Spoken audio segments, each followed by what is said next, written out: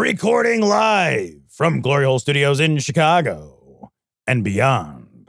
This is Cognitive Dissonance. Every episode we blast anyone who gets in our way. We bring critical thinking, skepticism, and irreverence to any topic that makes the news, makes it big, or makes us mad. It's skeptical, it's political, and there is no welcome map, but there is Vulgarity for Charity, Cecil. Yeah, we're going to do a Vulgarity for Charity segment later on. Vulgarity for Charity has wrapped up. Ian, what's the total? The total is $100,000. So we're excited that Vulgarity for Charity happened. We're happy that we could have helped recovering from religion. And we're going to do a segment on Vulgarity for Charity with your roasts at the end of the show.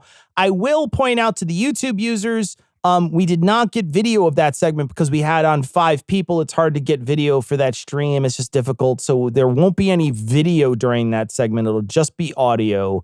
But there will be video for the other parts of this show. Hey, there's a bubble. How do you know? Trust me, call Venet. Buy 50 million in swaps on the MBS. What do we got? Garibaldi 4 triple B. Mark, you sure? Yeah, it's time to call bullshit. Bullshit on what? Every fucking thing. All right, so let's talk about this story from Gizmodo first, because I want to read most of it because it's fucking great. Palantir CEO says a surveillance state is preferable to China winning the AI race. Sub-headline. The sub-headline is the greatest thing. He also had strong opinions about people's God-given rights to eat a hot dog and flirt with someone who isn't their spouse. I'm just going to read this straight through because it's fucking delicious. Palantir CEO Alex Karp talks so much you think he just likes the sound of his own voice, though you wonder if he actually hears what he's saying.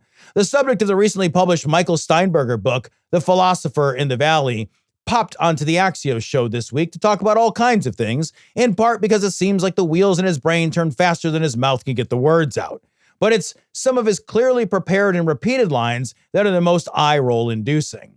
For instance, when asked by Axios' Mike Allen, what the hell is Palantir? Karp answered, we are growing the GDP of the US. We are the part of the GDP of the AI economy where things are useful. Okay. That is the description of a company for sure. Is. Absolutely. Nicely done. Karp's been hammering the GDP thing lately, considering he brought it up during his appearance on CNBC's Squawk Box earlier this week. There, in a bit of rambling response to Michael Burry's decision to short Palantir, Karp suggested that investors should get on board with this company because, quote, most of the GDP growth in this country is because of AI. He's not wrong, but he also seems to view that as a good thing, that AI is inevitable and essential and everyone should just get on board, rather than there being any chance we're currently in the middle of a speculative gold rush that is artificially inflating economic growth metrics and will inevitably bottom out. Which is, it's hard. At this point, there is some signs that it is maybe starting to do that because people are starting to pull their money out of it. Yeah, well, it's not a good sign when people ask the CEO of an AI company, hey, how does your company? And they're just like, I company like companies. Money comes in and then we're like, yay. Okay, what? Do you have a service that you... No, we have these things. Have you ever seen a New Year's Eve where you blow the thing and it makes a sound and the thing comes out? We have a lot of those. And so it's like a whole thing. It's like a little... Yeah,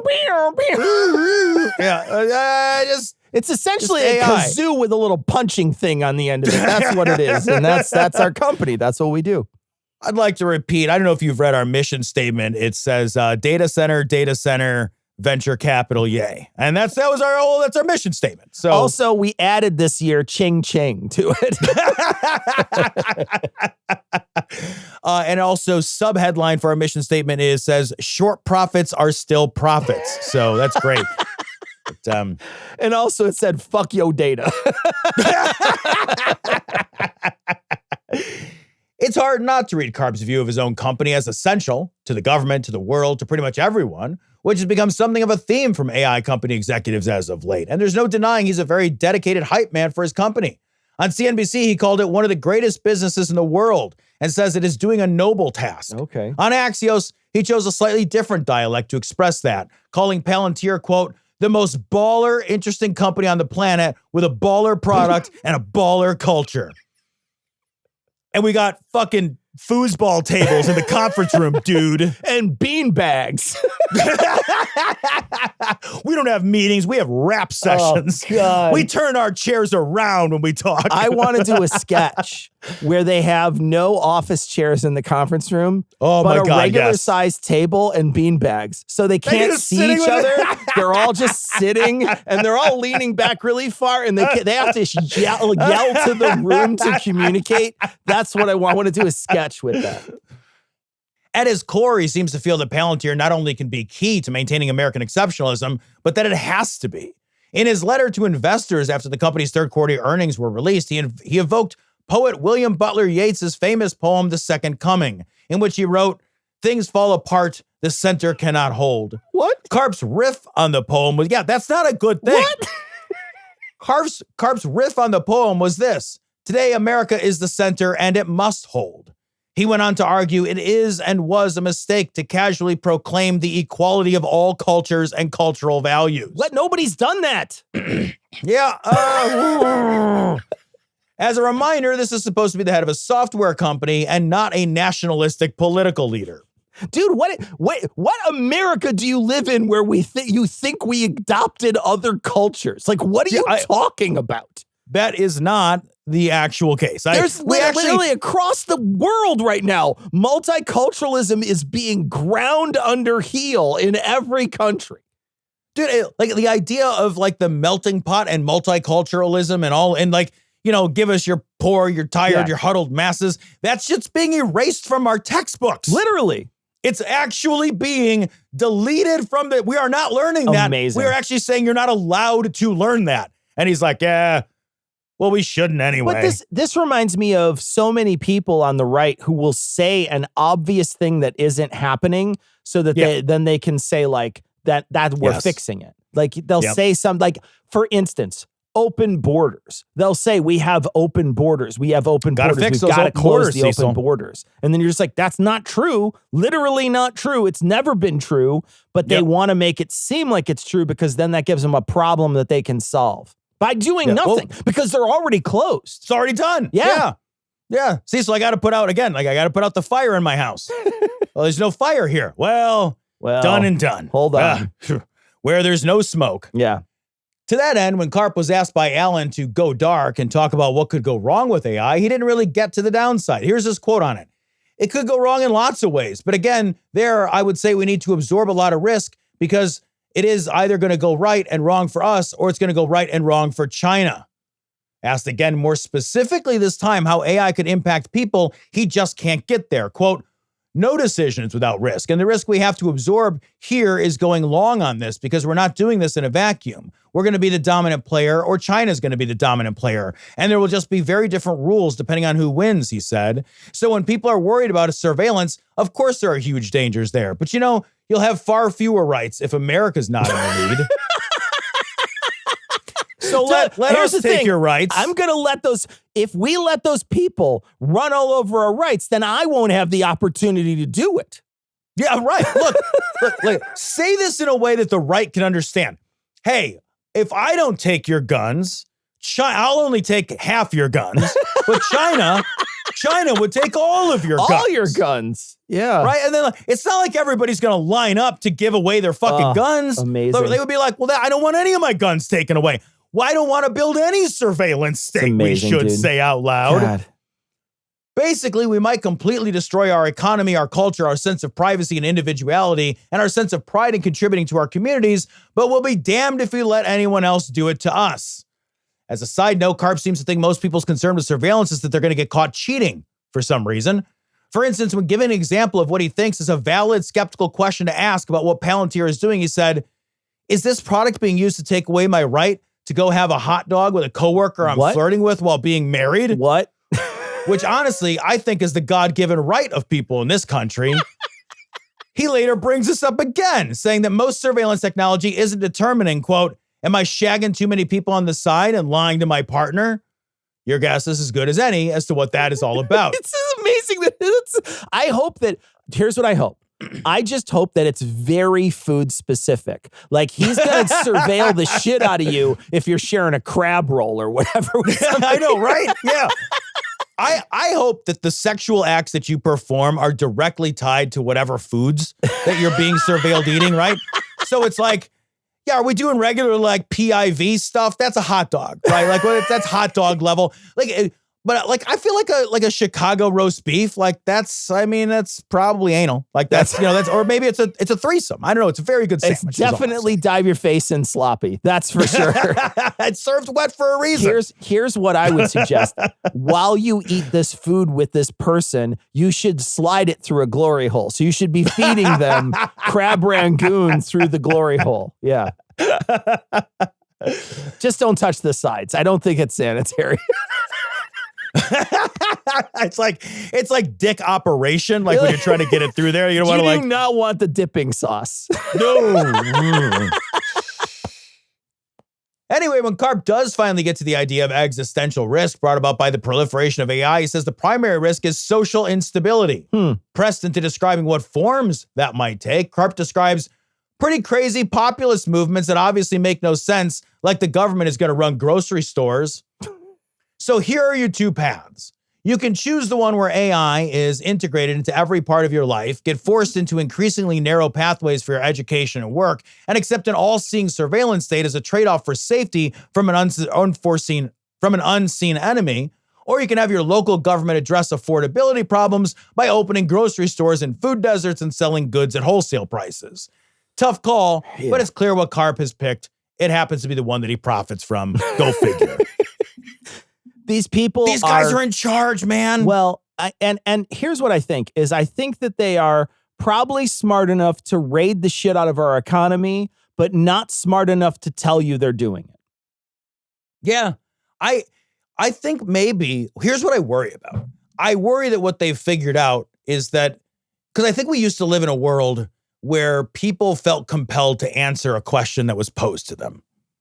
And I think we've built a world now where there's not even a compulsion to even attempt to think about the necessity of perhaps probably doing that, maybe on a Thursday with a strong downwind. We don't care at all. So like these guys are now like, well, what's your business model? Fuck you. That's my business model.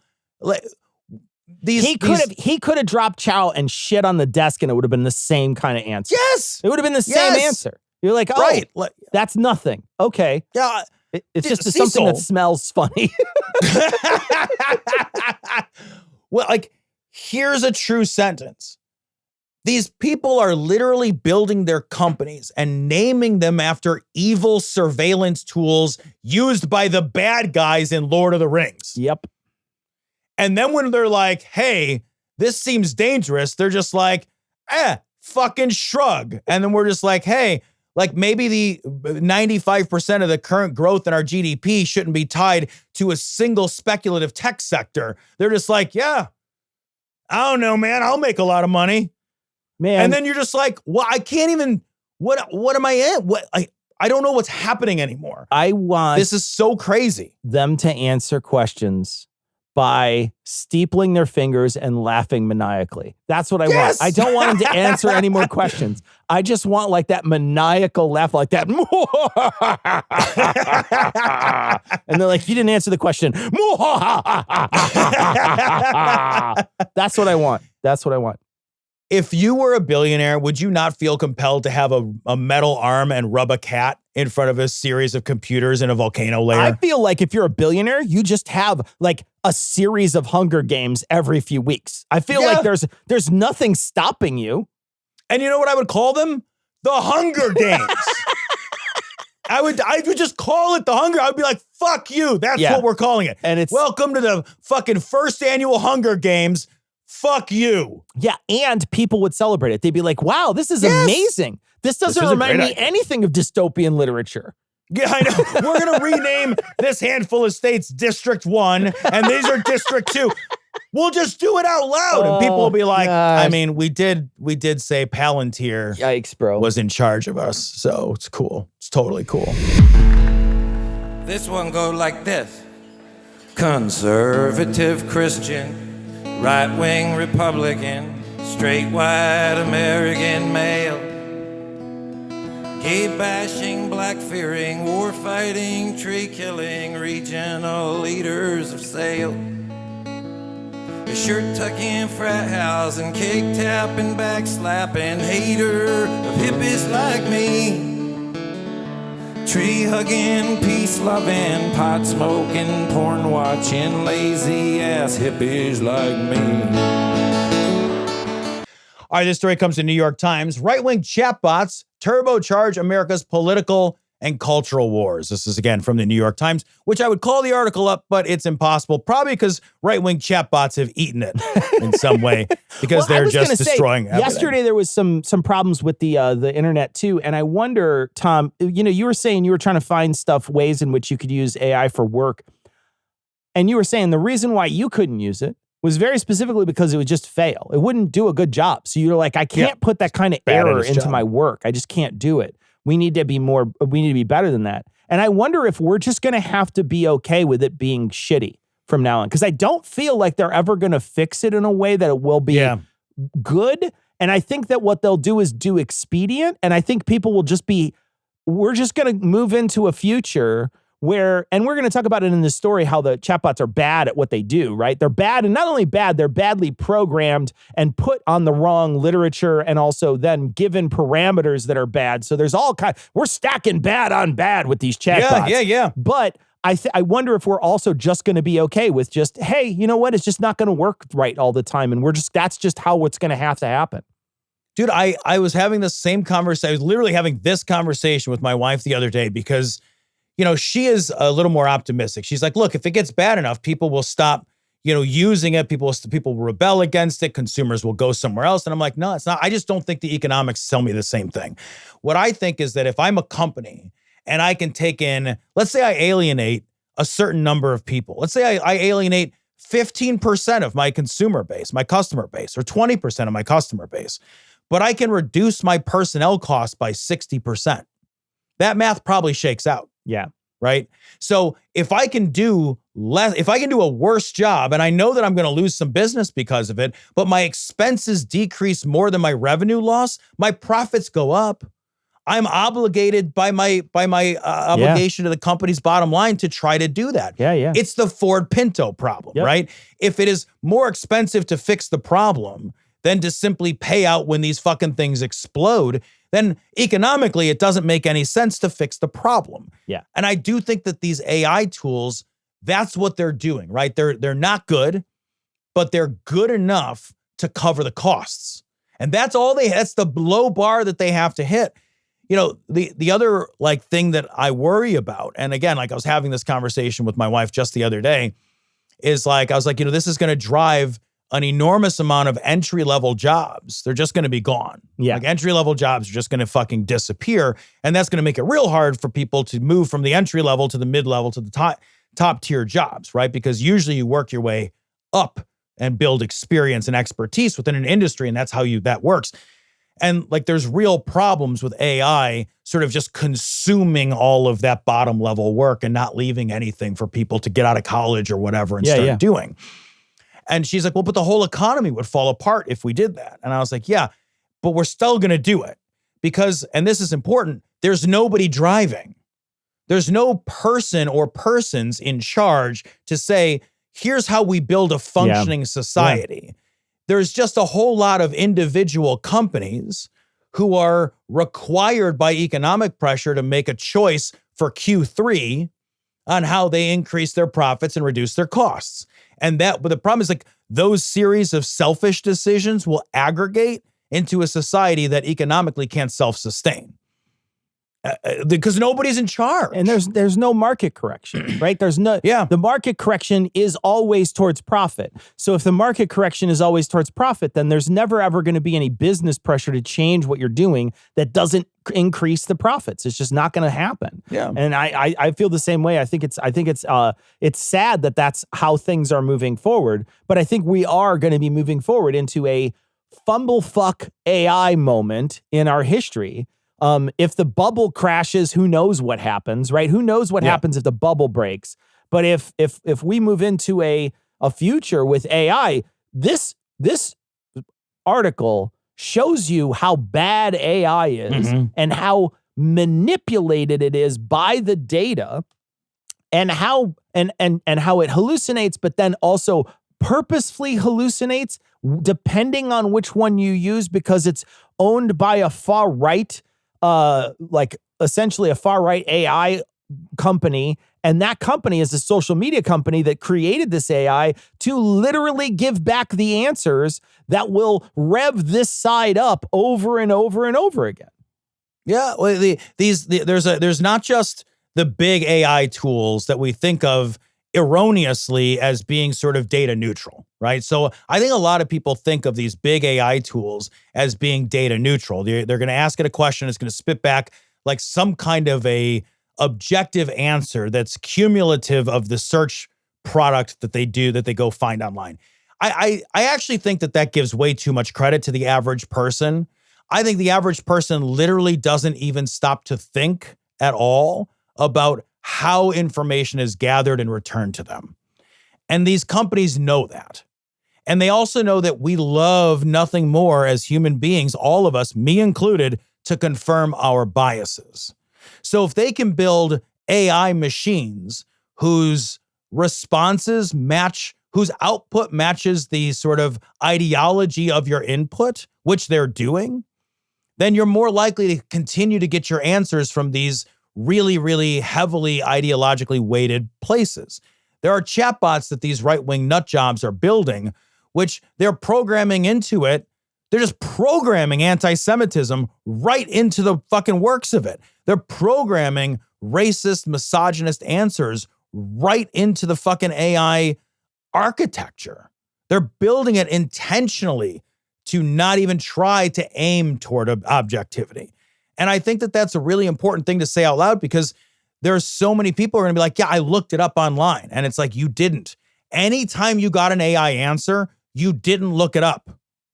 You did not look it up. If you got an AI answer, you didn't look it up. AI is bad at looking things up. It is bad at its aggregating data. It has not got the success rate and the hit rate that you would require to say, I looked this up and here's where I got the answer. You should use AI for like, when you Google stuff, it's like the first thing you should use it never. That's how often you should use it. You should literally never use it. It's bad at almost everything and can't be trusted. If you look at it and say, I Googled this, and then you read the top line from AI, you essentially did nothing. That's what you did. You essentially did nothing. And these other tools are worse than that, Cecil. Those tools I'm talking about are ones that are at least ostensibly aiming toward objectivity. Yeah. These other tools are purposefully aiming toward right-wing ideological nut jobbery. Yeah, no, you're not wrong. And I think like when the article to me misses what you just pointed out, which is confirmation bias. They talk about, well, what's going to happen is people are going to look to these things as authoritative sources. And I think they get it wrong because I have been watching Rogan use AI in real time on his show. And what Rogan does is exactly what you described, which is 100% confirmation bias. What Rogan will do is he will be like, hey, let's get AI up here. I want to ask it about this. And then it'll ask it, and then he will read what it says. And if it agreed with what he had to say, then he will be like, yeah, okay, well, I was right. And AI is a supercomputer that knows everything. Or it's wrong because it doesn't agree with what he had to say. And of course, AI is going to get that wrong. So they are super. And the worst part is that there's two different messages out there. There's our message, which is, hey, don't trust AI. AI is not great. And then there's other people out there who are saying it is literally the most powerful way in which you can interact with the internet. And they are taking both those inputs and then they're choosing which one they want to believe when they want to believe it. So sometimes AI is the most important, powerful tool we've ever created. And sometimes it's just a fucking bunch of garbage that gobbled shit up on Reddit and I shouldn't believe it. And they will use the things that they already believed as the needle to decide what's right and wrong. Dude, like you could not be more right about that. It is the greatest tool. You have to experience an enormous amount of cognitive dissonance, right? But you only have to experience that if you're self-reflective enough to notice what you're doing. And most people aren't because we don't want to be, because we're too busy. I want to give like slack where it's due. This is not this is not a blame the consumer moment. I do not want to blame the consumer. It is like we should not have to do all this work to not be grifted. We are being grifted by people who are trying to hurt us, and they're building powerful tools to hurt us. It's not the solution to this problem cannot be at the consumer level. Well, just be a better consumer. That's terrible advice. That's terrible advice every time. It's bad advice to be like, well, if you went, imagine another circumstance. If I went to the doctor and I said, doctor, I broke my leg. And he's like, that really sucks. Here's some antibiotics that will help, right? He would be doing me a terrible disservice. And it would not be reasonable to say, hey, you should have known that antibiotics were not a good solution to a broken leg. That's on you. No. Even if it's that obvious, and I'm being ridiculous on purpose, even if it's that obvious, it's the doctor. That's the guy you went to for expertise. These companies are saying, we built an expertise model. We built an answer model. And then they're also saying, but it's not our fault if the answers we give and told you to use and built into your life are wrong. Be better at knowing what you didn't know because you asked the question. Obviously, you didn't know the answer for it. That's terrible. Yeah. But this idea that we continue to put the onus, this like, oh, we got to build more digital literacy. No. Stop putting the onus on the consumer of information. You're not wrong. Yeah. Put the fucking onus on the people who are out there saying, let us build this. Give us your tax subsidies. Give us your tax breaks to put this fucking data center in, that consumes all the water in the fucking Rio Grande or whatever. Like, stop. Fucking cut it out. Lay the burden of responsibility where the fucking burden of responsibility goes. But we haven't done that yet. Like, look at how we've treated social media companies, right? Like, like we haven't given them the burden of anything since they've started. They've used our data. They've mined everything they can from us. They monetize our eyeballs. And what happens is we just let them do it. And then they feed us disinformation. And then they're not responsible for any of the bad information that they feed us. So we've already proven that we're not going to do this. That's not something that we're going to do. And then when you look at these chatbots, very specifically, some of these chatbots, they're like, yeah, there's nothing in the world that should be called anti-Semitic ever. There's nothing in the world that should be called racist ever. That's in your programming now. So when somebody comes to your fucking terrible site and they type in, hey, this thing seems racist. Is that racist? The thing is literally going to return. I don't care what you type in there. You could type in the worst, most horrible racist shit you heard today. It doesn't matter. It will still say it's not racist because it's literally programmed not to. And these people don't let other people know that that's what they fucking did. They had to jailbreak this thing in order to figure out what the fucking parameters were it was giving you its answers for. They are literally programming it to lie to you, to manipulate your very specific worldview into their worldview using their product. This is fucking downright evil, man. There's nothing other than you can't call it anything else. You can't be like, well, that was a mistake. They didn't trip and make that happen. Like they fucking purposefully made it happen. Yes. These guys, again, like they're telling us who they are. I just got to say it again. Like Palantir is like, we named our company after an evil fucking all-seeing eye thing. We are telling you that we are dystopian masters of the universe, and you're just going to let us do it. So sure, these companies are bad. Grok is terrible. Yeah. Nobody should should use any of this stuff. Even the sort of ostensibly less subjectively evil ones are bad. Yeah. Like if they can't get that right, think about all the fucking like right-wing fucking Nick Fuentes Groyper startup evil shit that's out there, man. Dude. It's fucking, it'd be like, oh, I'm gonna ask fucking ChatGPT. There's gonna be like, oh, I'm gonna ask fucking Pepe the Frog. There's gonna be a fucking Pepe the Frog AI fucking thing, man. And you know what is also gonna power this is there is gonna be money that's gonna be shoved into these right-wing AI hands by governments that want this thing to happen in the United States, right? So other powers in the world will give money to this. We've seen it happen literally with Russian propaganda and podcasters. So we know it can happen. We know that they are willing to spend not just a little bit of money either. They're willing to spend a whole shit ton of money. So don't tell me that they're not willing to spend money on this. This is fucking genius. They would fucking spend money on this all day. So these people are motivated monetarily to do this to you. Yep. Yeah. This is an intentional hurting of our society. And we're going to let it happen. Yeah, we're going to fucking ride this. We're going to ride it into the ground. You absolutely are 100%. Like, this is the most comical, stupid way for society to fucking turn in on itself and eat its own ass like an Ouroboros. Yeah, we are shutting our own dicks in the car door right now. It's ridiculous. fucking nuts.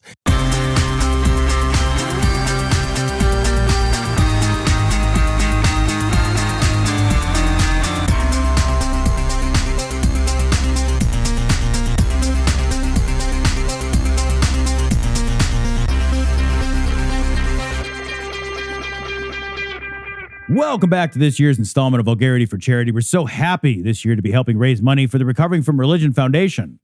We're going to start this year's roasts on Cog Dis with the most famous roasters this side of the chicken aisle, Heath, Noah, and Eli. I brought the herb if somebody else has the spices. And I'm actually a couple aisles over with the textured soy protein, but you guys are going to love it, I promise. No, we're No, not. you won't. I'm just going to finish this. Let me know when I go. All right, so let's get this started with amazing people that just wanted to donate money and get nothing in return. So thank you to Bree and Tim. And thanks to Anne and Angelo for their donations. Also, a big thanks to Maggie and Robin. And of course, a thanks to Vincent and James. And a huge, enormous thank you to Teresa and Caribou for their big donations. And they didn't ask for anything in return. You all fucking rock.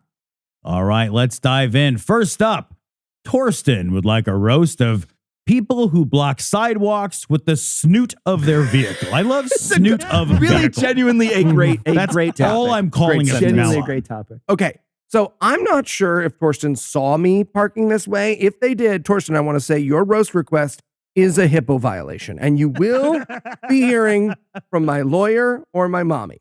So, Torsten, what you need to understand is us poke parkers, that's what we call ourselves, we have no idea where anything about our car is at any given moment. Oh, the front of my car is on the sidewalk?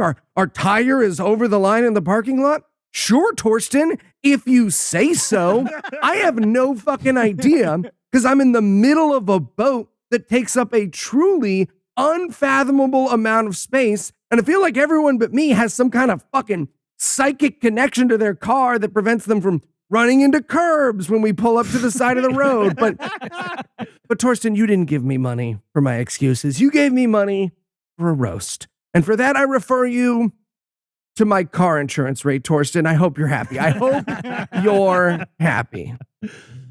All right, now Thomas would like Noah to roast my cat Emma, a.k.a. Emma the Dilemma. Okay, so guys, I know you said that your cat hates other cats. What you might not realize is it's because she's a terrible, terrible cat bigot. Right? You don't know that because you don't speak cat, but you cannot meow with that fucking cat for 3 minutes without her complaining about ferals or calling calicos shifty or saying that Norwegian forest cats are all on welfare. Hell, the whole reason she won't use her litter box is a convoluted anti-cat trans statement. She's cute, yes, but she's problematic as fuck, people. All right, another pet roast. This one is for Heath. Christopher wants a roast of their cats, Molly and Clive. I like Clive as a name. That's for a good cat. name for a It's good. cat. Okay, so according to Christopher, Clive is missing his tail from before, and Molly is missing one eye also from before. And I gotta say, they both look like they deserved it. We get it, Christopher, is what I'm saying. Wink. We get it, wink. Or as Molly would say, normal eye thing. Molly and Clive both seem to believe they have the better disability than the other from the pictures I saw. And they're both like super judgy about the other one's disability being worse, I guess. But Molly's is the funniest. Apparently, she always jumps onto Christopher's shoulder and then starts digging in with her claws to hold her balance. But Christopher, I'm pretty sure she's just going for your face and missing because of the eye, because she's off by a little bit. That's a vengeful cat who's going to get one of your eyes one day. Yeah. All right, this one is going to require a voice from the podcast-diverse. Aspen wants a roast of Andrew Cuomo.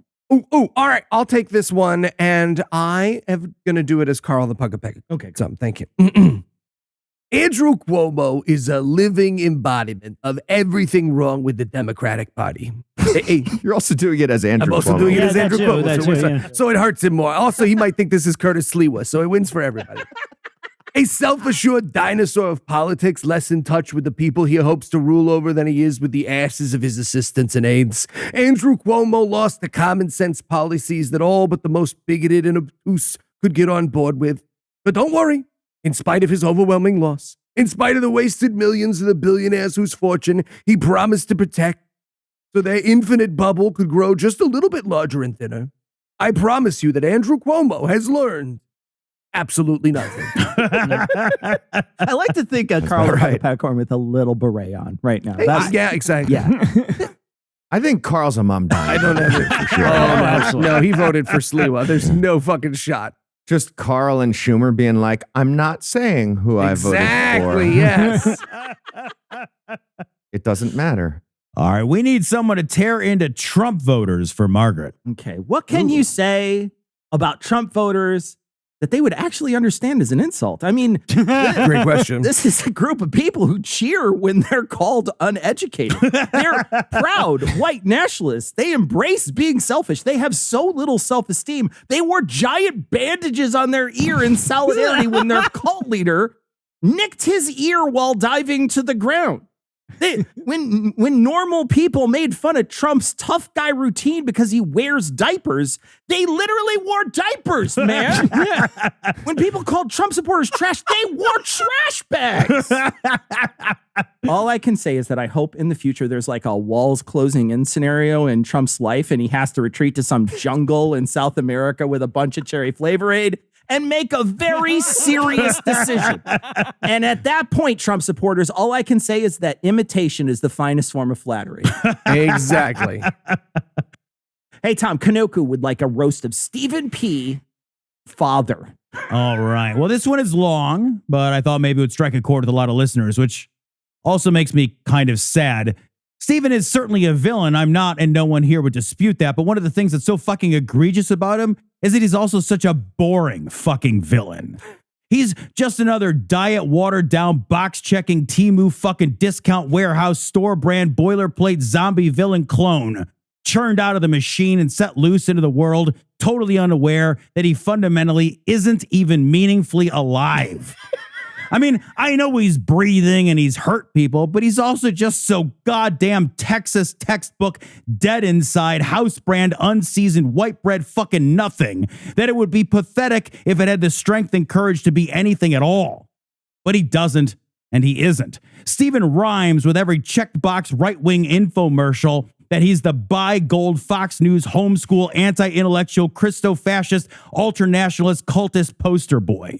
We all grew up thinking that cult members were the guys buying identical Nikes or drinking Flavor Aid in the jungle or handing out flowers in the airport, but we underestimated the scale of this problem, and now we've got all these soulless fucking Stevens, whose very lives wouldn't pass the fucking Bechdel test, staggering around, hurting people, and as insane as it seems, they somehow managed to make it to our Thanksgiving dinners and share our last names, and I'm sorry. I'm sorry that you had to raise yourself, that you had to overcome your father rather than rely on him because he's been so completely and totally consumed by the cult of Americana misogynistic capitalism that is so profoundly unfair. To be raised not even by wolves, but by a cookie cutter cutout, by a shadow, by the ghost of a wisp of a shimmering mirage in the shape of a man. And I'm sorry too, because I don't know if the clones or the humans will win in the end, and I'm not placing my bets right now on either side. But for you and for everyone else who has to stare in wide-eyed wonder at the empty vessel, hollow-shelled, inhuman husks that used to be men and fathers and husbands, I'm fucking sorry. You deserved better. Shorty. It's a shorty. I like you showing off your blue collar roots with the Flavor Aid generic. It wasn't Kool-Aid. It was Flavor Aid. That's what they used at Jonestown. Yeah. They used the generic there I'm too. not going to spend that kind of money, man. Cheaping out on your suicide. I got 900 meal. people. I hate to see it. I would never do that. That's Fall gauche. forward. All right. So this person wants to remain anonymous, but they really want a roast of Sheriff Terry Johnson, Alamance County, North Carolina. Okay. I have never seen anyone look like an adult and a baby like this guy looks. He looks like a gigantic 3-month-old. He seriously has the I just figured out hands look on his face right now. Like he's going to reach out and grab something and then he won't let go. You know how the kids got to pull it. But at this, it's going to be a Nazi flag or a copy of Mein Kampf. All right. Next up is a dealer's choice, and that's for Teru. All right. So my grandma turned 100 years old last week. Yeah. So I'm going to be roasting this old piece of shit, my grandma. No, I went to see her in New York for her 100th birthday, and Delta Airlines tried so fucking hard to make me miss my grandma's 100th birthday. Okay. But really the problem was the Republican Party refusing to unpre-murder millions of people by making their health care unaffordable. Jesus Christ. And therefore, the entire government had to stay shut down. And somehow that includes air traffic controllers being forced to work but not getting paid. Everything about that system is truly insane. But I'm going to focus on a particular person during my flight home for my roast. The guy sitting next to me farted so fucking badly so many times. I said It I'm was sorry. Truly crazy. Okay, the first one, everyone let it go. You know, like Social Contract. It was rough, but he got a free one. Then another one, even worse. And at this point, you could hear some grumbling from the people in the area. And then another, even worse How again. much Like soy just protein did he truly- have? It was crazy. Like you could hear people trying to do the, breathe through mouth thing. And there's like just a chorus of people just being like, come on, man, come on. And this one was bad enough that multiple people in the area, not just like the chorus of come on, there were a few people who were making that like, like truly that noise is like dominoes for some people. So it was like one or two people were like, and then it was like, so I'm already laughing a bit, but I'm trying to keep it together so nobody thinks it was me, because I'm pretty sure it's the guy right next to me. But then a lady a couple rows behind, a true hero, says super loud, go take a shit. Shit in the bathroom right now. And I am weeping with laughter at this point, and everyone's certain it was me. So fuck that guy. It wasn't me. I've been that guy in every situation except the one you're describing, and I resent that roast. I would just like to say I resent that roast. I did that to Cecil at our last dinner at QED. I felt terrible. All right, here's one that's been 2 years in the waiting. Noah, what do you think of Keith Taylor of Modest Needs? This one's for Zane. Oh my! This motherfucker! Innocent until proven. He was fucking proven- pled guilty in August, Pled guilty, man. yes. But they never proved it. He pled Innocent guilty. until declared Admitted. himself guilty. Admitted guilty. Yeah, this motherfucker tells us all about how he downsized his life to make room for his fucking share. What does that mean, asshole? You switch to 6 brunches a week at per se then? Okay. He puts out this explanation video, right, of what happened, and polygraphs in other states just start jiggling around. Like, that's like, we know we're pseudoscience, but look at this motherfucker over here. He's so nervous that before the video's over, he sweat through his clothes to where they're transparent, and he sucked down so much fucking water out of his bottle that bodies started popping out of Lake Mead. Jesus. You expect me to have some extra sympathy just because you have a rare disease that slowly turns your body into a Voltron-like amalgamation of Mr. Potato Heads? Fuck you. You deserve that. Not many people deserve it, but you do. You took the proudest accomplishment of my life and you put the kind of taint on it that not even Eli's live show outfits would have bought. Fuck you. And we never saw him in short shorts. Not a single time. Not one time. And Not I a really single wanted time. to. In my heart. He never fucking twerked that badonkadonk. Not a single once. time. Not once. Despite the repeated requests. I know. All right. Is he in jail now? I hope he's I in don't jail know. now. No. I hope so. So, Tom, we have a roast of the Stiles family for John, and they specifically asked for you. All right. Well, John specifically noted for our comedy show that the reason that he wanted this roast is that the family supports marital rape. Okay. Very obviously. Well, I guess obviously if you're not a complete piece of shit, there is nothing about any kind of rape, like no adverb that you can put in front of that word that reduces its horror and cruelty and despicability of that act. But there are actually certain adverbs you can use that make it, if not worse, then perhaps, well, yeah, no, worse. Like imagine asking someone to look you in the eye and to pledge to form a partnership, a trust, and a life, and then to abuse that unique trust, a trust you asked to hold. And think about what it means when all of those manosphere rape apologist animals twist themselves into knots to justify coercing or forcing someone. Imagine how complete and total and like platonically perfect their pathetic inadequacy as men has to be. To trade the joy of being wanted for the emptiness of masturbating into someone's unreceptive body.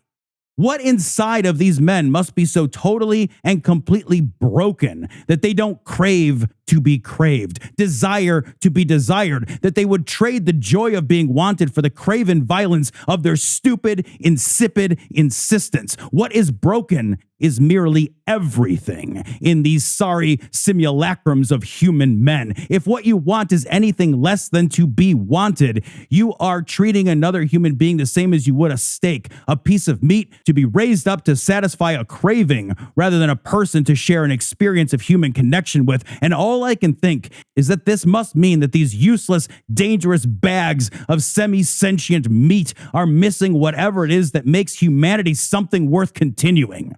They are deficient at a cellular level. They are atomically ruined beyond redemption. All of this is true. So to then side with these guys, to say, yes, that's how love works. This is something I support. This too makes you the rapist because you cannot be a little pregnant here. That's not how any of this works. You cannot take the stance that you support a rapist and not then become an accessory to rape. There is no moral complexity, no gray area. So know this, John. These are not tough calls, not difficult choices. And any family that cannot back their own daughter in this situation may be family by blood, but they are each of them rotten fruit, morally poisoned, and deserving only of a lifetime of unerasable shame. And all we can hope for them is that they someday understand what they have done, just so that every morning they wake and see themselves in the mirror and hate themselves a little more forever. Okay. All right, cool. Hey, Cecil, John would like a roast of Steve. You gave me marital rape, man. What do you guys Well, dude, want? like fucking, I didn't give Pick it to your you. niche. I know. I Do a didn't call the different guy niche. up and be like, hey, think of something Tom's gonna fucking flip out about. Okay, but like if they gave you the line at Yeah, Starbucks, fuck it would have that line. sounded similar. It's true. Everyone in it is soulless, and I hope they don't. Yeah. Okay. Yeah. Imagine us trying to make it funny, Tom. Thanks for taking the bullet. I'm ready. All right. What did you say? All right, Cecil, John would like a roast of Steve. Okay. All right. The description of this person, guys, this is amazing. They're a Trump voting white Christian nationalist from Iowa that drives a big pickup truck with NRA stickers and a huge bald eagle decal in the window.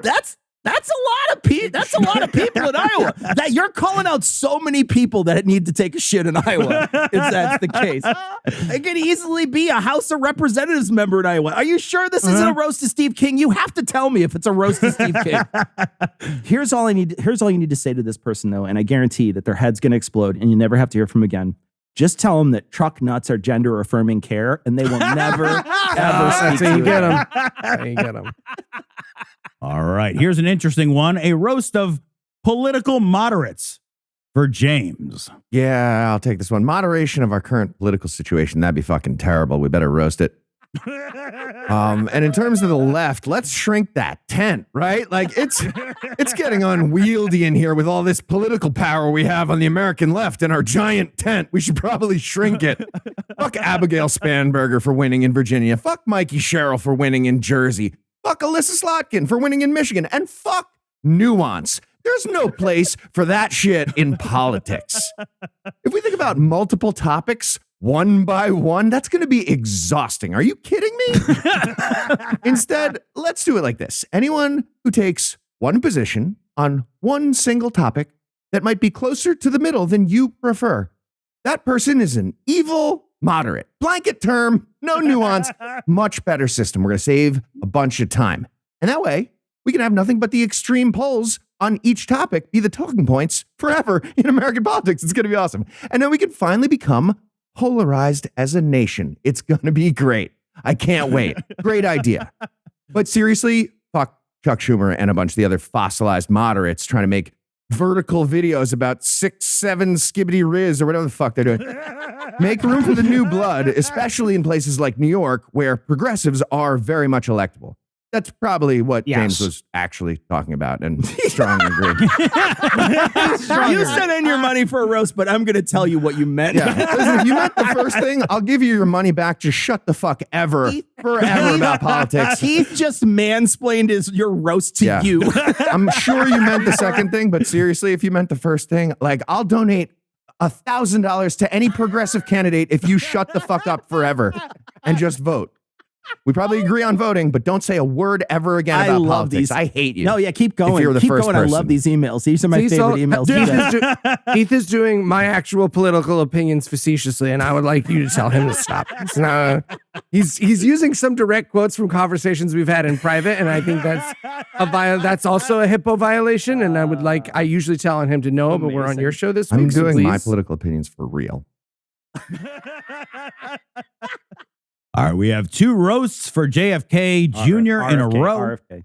Oh, sorry. Yeah, that's different. It's a different. I love skiing. Got him. A convertible seems like a great idea. I can lay on this airplane. Junior. It'd be John because it's Junior. Yeah, so right. It's like, I'll be in Dallas in a few days. Look at me. It's nothing to lose your head over. All right, we have 2 roasts for RFK Jr. in a row. The first specifically calls for Eli to do the roasting, and this one is for Patrick. Look, I've already taken RFK Jr. to task for trying to give credit for my son's sweet puzzle skills to Tylenol. But RFK, have you thought about how deep this rabbit hole goes? What percentage of the world's code did you just give to Tylenol? How much infrastructure? Do you have any idea of what turning credit for the American rail system and its fandom would do to our nation? Think, Robert, think. Steve was not as choosy. He's happy to hear anyone jump in at RFK Jr. So I hope I can find something to make fun of. Bobby, at this point, the fucking brainworm is embarrassed to be seen in your head. You've managed to shame the name of your Uncle Ted. The sewage you swam in was grossed out by your presence. The whale head spent the whole ride home going, I hope nobody I know drives by. Your fucking voice sounds like it sounds because the words themselves don't want to be associated with you. And the only way your story can have a happy ending is if somebody fries you to death in seed oil and then tries to make it look like an accident by dumping your body next to an old bicycle in Central fucking Park. Outstanding. Outstanding. All right, before we get to the big money roasts, we have one more. And it's specifically for you, Tom. All right. This is Ian asking for a roast of Cash Money Patel. Oh, Jesus Christ. Like, Cash Patel is one of those motherfuckers who's so far over his own skis, treading water so far above his own head that he cannot even see how completely ridiculous he is. The fucking hubris, the unmitigated temerity, the goddamn 2025 audacity of this conniving little weasel in a grown man's suit would make me sick if he wasn't such a cosmic fucking joke. Cash Patel is proof not only that this must be a simulation, but that it is a bad one programmed by idiots. He is the flying toaster screensaver version of a real person. And the only real question for history is whether to focus on his incompetence, his unsuitability for the job, his lack of credentials and credibility, or whether to just forget this tiny chest-thumping baby Napoleon wannabe tough guy clueless coward. My vote? Cash fucking who? There you go. See you in Valhalla, buddy. Oh my God. We've got the Cringe. watch. God, I wish God, somebody that's would have the thrown a funniest big thing that's axe at ever his head at that happened. moment, right? Like a big God of War axe comes out of nowhere. Or a and big, just like a splits flaming him. arrow or something. Yeah, right. Sets the ground to flames. You know, Cash beside him. Patel has like one of those axe throwing like places in his own basement. Like that's his Oh, hobby. no question. Like, Yeah. it's unironically his hobby. He's like, this is actually cool, Well, that's right? what happened to his thumb. He's never once but guys, landed that an is axe actually in that cool, board. though, He right? has it down there. No, yeah, no, it's just. I know we're, No, I know but we're Heath, at picking the on end- axes right now, but axes are cool, right? I mean, we are. Oh, yeah. No, Axes are absolutely. fucking Axe awesome. throwing's cool, Diesel, right? like, Yeah, and right. like, Oh, let's chop the bit for a second. Axes are amazing. Yes. Let's stop podcasting altogether. I don't know why this is the first time we, as 5 full-grown adults, have felt the need to fucking take off the clown makeup. But apparently, it was here at the corner of axes and throwing that we were like, "Hey, everybody, we like to have fun, but that's fucking cool as shit. That's a great thing to do." Sometimes there is a bridge too far on our show. Okay, let's all try to take a swing at these next few. First up, we have Thomas, who donated $1,000. He would like a roast of Mark Mallet, Catholic songwriter and doomsday blogger. Nice. Okay, I'll go first here because Mark Mallet is holding his chin in literally every photo of him I could find. My conclusion? He superglued his fingers that way a couple of years ago while he was saying the sentence, "That's exactly what I would want you to think," and he's been too proud to know. He's been too proud to let us know ever since. Like this, your whole medium, dude, is writing things down, and you settled on calling your blog the now word. Come on. Right? Did you lose a bet and have to pick it during a boggle game? Like what the It's so fuck, bad. man? Look, every link on his website is sadder than the last, right? Whether it's the donate page that has a button for checks or the upcoming and recent bookings that hasn't been updated since 2020 or the way that he can't figure out how to highlight the stuff on the main body of the page without also highlighting the same stuff on that part of the sidebar. There is no roast that I could offer this man that would humiliate him more than markmallet.com show. It's a really bad side. I actually went there too. It starts with a landing page of Mark wearing a shirt and tie and sensible chinos and a crazy leather jacket for no insane. reason. Yeah. It's like he had a midlife crisis during a photo shoot, and this is the end of it. Yeah. He looks like sex dungeon crawler Carl. Like Mark's Bible blog wasn't reaching the youths, and now it's like Mark's Bible blog to the streets raw or something like that. Also, I found a photo on the site actually labeled Mallet Clan Christmas. It wasn't with a K, but it was no. close. It It's wasn't terrifying. Not great. It's just sloppy white people breeding everywhere. So many of them. Just umbilical cords hanging out. And I'm pretty sure a dead dog in the photo, the Christmas picture. It looks like the Duggars and the Gnomes made a country Christmas album together. Okay, so a podcast listener, he has put a photo of this dog in our this picture in our notes, and you should find it on the internet. If you were the Mallet's dog and you wanted to ruin their Christmas card, this is how you would. short of pissing on someone, Yes, there's no other exactly. way. Yeah. Also, I want to point out that we've got a baseball cap and a cowboy hat Yeah, in sure this do. Yes, photograph. I'm sure it's a A lot of fitted one, too. stonewashed jeans too. There's a lot of stonewashed jeans. Stonewashed jeans. Look, I'm the guy here who's most certainly the most sympathetic to the idea of a doomsday blog. You are. But this shit, this is Doomsday Preppers meets the 700 Club meets an all-you-can-eat buffet at the Word Salad Cafe. Nicely done. I tried to read a blog or two of Mark's, and it's not even that I got bored, though I did, but it reminded me entirely too much of communion. This was a flavorless bit of dry blandishments dressed in lies, lacking substance, packaged as a meal, but with nothing to sink your teeth into, lacking the guts even to be offensive. All right, another $1,000 donor. This is Michael looking for a roast of blocked coronary arteries. Yeah, somehow I always knew it was going to be globs of fat that didn't know how to fucking merge properly that were going to be the death of me. Hey. Okay. Here's my thing. mean you're blocked because of fat. Fat is grease. If anything, you should work better. Thanks to the grease I worked into my veins. You should be thanking me. I should have super speed. 5W30 running through this thing. right. What are you talking about? right. Yeah, so my coronary artery, it's not all the way blocked with fat yet, probably, but it feels like there's a little bit of blockage. It feels like, like a fat kid got to the top of the water slide and got scared, and now he's like waving people around the side of him. That's the blood.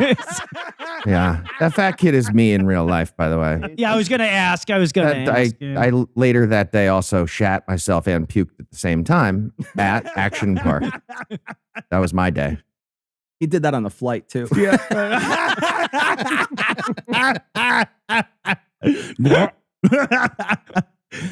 Look, as people, just people, we get too few joys and too much heartbreak. But one of the great consolations that we have in this extended journey back into the joyful void is bacon. Salty, fatty, perfect bacon. Its drippings and aroma promise to us that there is, in fact, a reason for tomorrow. It comforts us and wraps us in its loving arms and shushes the pain away with delicious umami love songs. And every inch of who we are craves its wonders. Except you, coronary arteries, you fucking traitors, you thieves of joy, you grease-filled race traitors. Fuck you for not loving the only thing that never fails to love us back. Ricky donated $1,000 and wanted us to go after potlucks. Look, I hate potlucks for one very simple reason. Potlucks expose why socialism will always be a failed experiment. I know, podcast listener, but stay with me. You're wondering to yourself, how can a gathering of dishes emphasize the failure of a largely successful political philosophy? Well, I will tell you, cups guy. Oh, you'll bring cups? You're gonna bring cups? Diane is gonna slave over her pot roast for 11 hours, poking and prodding so that fall off the bone beef lasts longer than the memory of your first fisting, and you're gonna drop by 7-Eleven and bring a single sleeve of cups, Dave? We could have had Elizabeth Warren for president, but you decided to bring cups, Dave. You decided to bring cups. Hey, look, potlucks are like no other kind of party or get together. Ask yourself if you were invited to like a trap shooting weekend with a group of people, but they said everyone had to bring their own shotgun shells that they made at home from scratch to share with the group. And you have to transport those to the range in a tepid crock pot. Would you go? Would you head over there? And you might be thinking, okay, come on, Cecil. That's not a real comparison. Wait until you eat Susan's ramen noodle salad and you find yourself in the bathroom 30 minutes later shooting off rounds like a semi-automatic. You're going to tell me I was right. Or stuck on an airplane next to Heath. Yeah. When the shell casing flies off, it's a weird moment, right? It is, yeah. A potluck is a GoFundMe crowdsourced way to not host your own party. Really? Yeah. Potlucks are like having a dinner party, but everyone has to trust everyone's hand washing technique and food safety knowledge. It's like playing Russian roulette with your friends where you all agree to eat cold food you don't like so that you can later point your open asses in each other's faces and wait for the explosive diarrhea of fate to decide who brought the E. coli in the pasta salad. Are we sure we don't want to just spend less time, money, and effort having professional cooks make food for us off of an expansive menu out of a kitchen regularly audited by an independent food safety administration? Because I know a place that does that. We're going to go with 23 side dishes with mayonnaise as a primary ingredient, huh? That and some Elmer's just referring to as fried meat. Which says at another fucking bland potato salad. Well, that makes 16. I hope that's enough to drown myself to death in. Everybody's experience. I kind of like potlucks. How dare you? Fuck you. You're the political moderate of eating food. Listen, I have a real dinner like before and after, but they're fun. Like you have a couple sides. You got the mac and cheese. All right, another $1,000 for recovering from religion, this time from Bess. A very specific kind of child worker is being requested here. People who don't understand that they need to keep care worker. Oh, sorry. Child care worker. You said child worker. Yeah, child worker is a Child- different type of. One who's a real bitch about it. going Down to back the to work, line. you youngins. We're going after child soldiers. Hey, that chimney ain't gonna sweep itself, kid. All right, this is from Best. Very specific kind of child care staff worker. People who don't understand they need to keep their religion to themselves around kids that they are paid to care for. You know, it's hard to find a flaw with a child care staff worker. These selfless souls have dedicated their lives to sending the most important message a young child needs to hear. You are loved. That is unless they're doing it for their goddamn pyramid scheme. Really, Brenda? You're using the rare and exquisite privilege of molding a human being to make sure that they end up the religion the vast majority of your country already is? Good catch! Hate for one to slip through the net of not hearing about hellfire and damnation between snack and nap. Brenda, if you want to proselytize your religion to children, just be kind to them.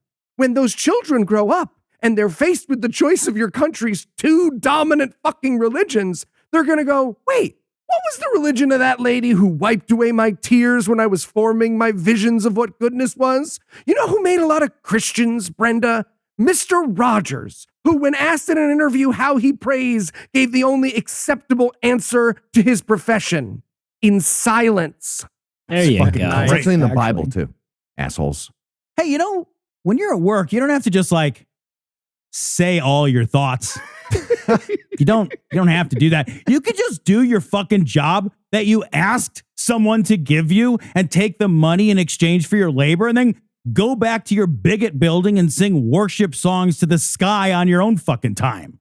You know, like know your fucking place, stay in your lane, hand out juice boxes and hugs and leave other people's kids otherwise alone, and also just stop being so fucking tedious. Also, stop having a bigot building.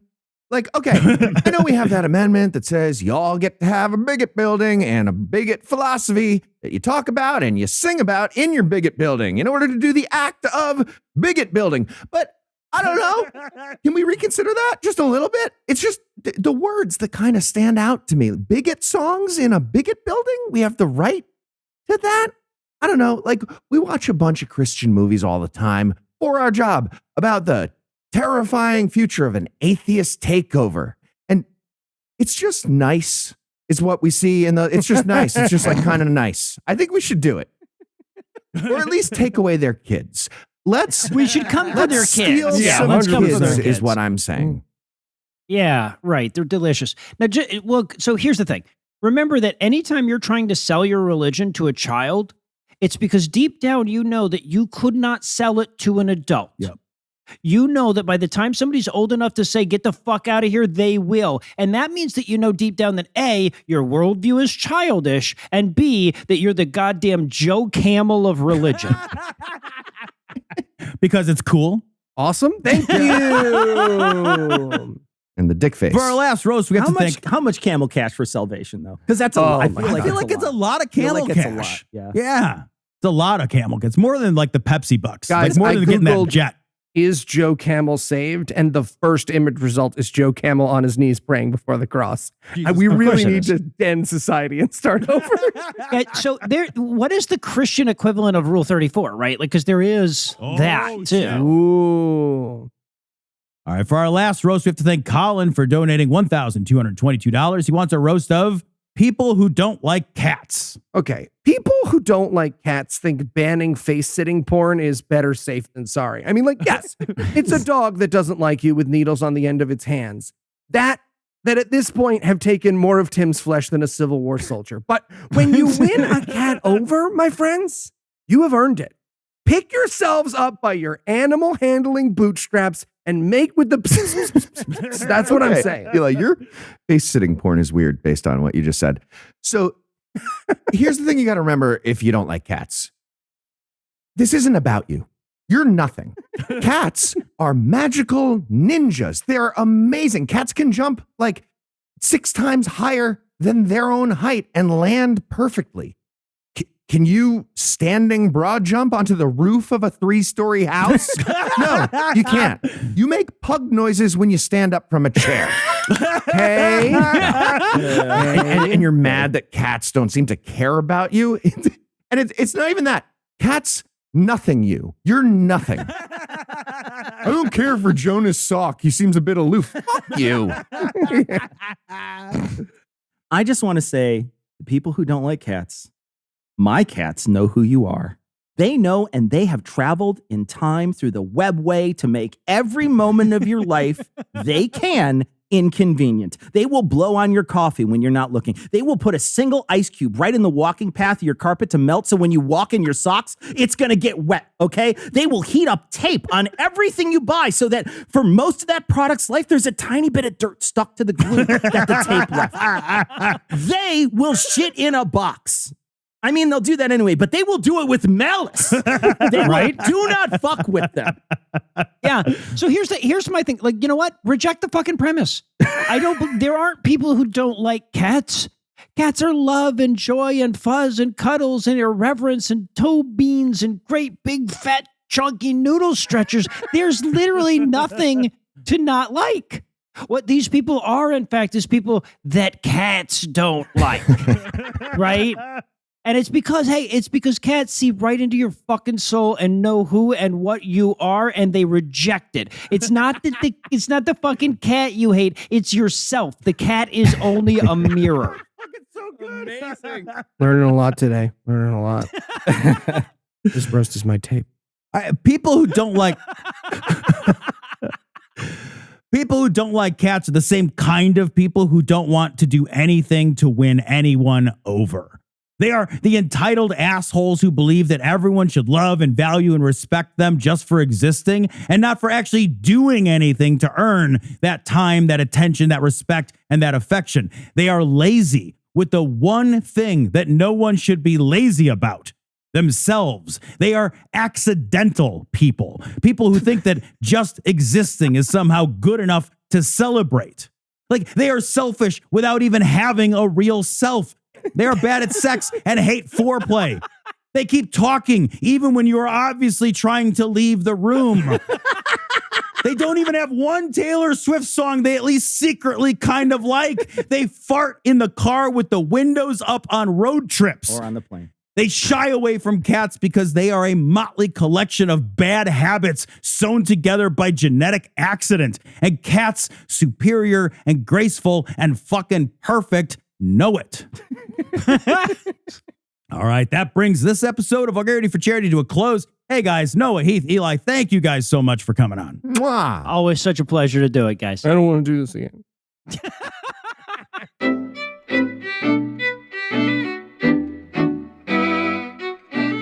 So thank you to Noah, Heath, and Eli from The Scathing Atheist, God Awful Movies, Skeptocrat, and D&D Minus, as well as Citation Needed. I want to thank them for coming on and being part of this Vulgarity for Charity thing. We've been teaming up with them for many years, and we've been raising a lot of money. Our audience has been the one who has been raising that money. We want to thank our audience for donating, of course, for this worthy cause. We want to thank them for coming on, putting in the hard work for Vulgarity for Charity. It's not over. We're still going to be doing a bunch more Vulgarity for Charities. I think 2 or 3 more are going to happen. So if you haven't heard your roast yet, don't worry. There's a possibility it could happen in the future. And with that, we're going to wrap it up. And we're going to leave you like we always do with the Skeptic's Creed. Credulity is not a virtue. It's fortune cookie cutter mommy